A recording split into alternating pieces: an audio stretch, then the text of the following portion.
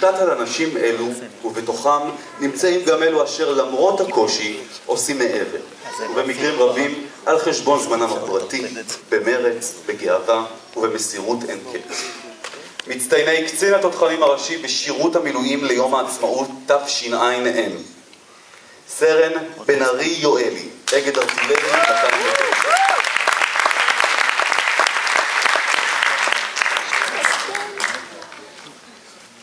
יואלי משרת בתפקיד סמסול בגדוד 439. עם הגעתו לסוללה כמפלג, גייס ורתם את חיילי הסוללה, תוך דגש על התנדבות לכל משימה.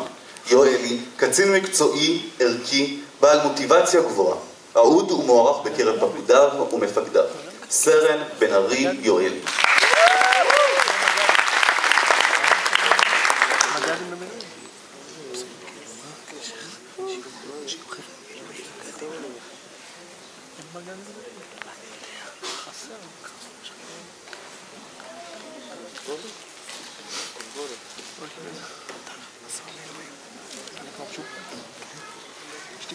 סרן פריאל אלדר, אגד ארטילרי 219.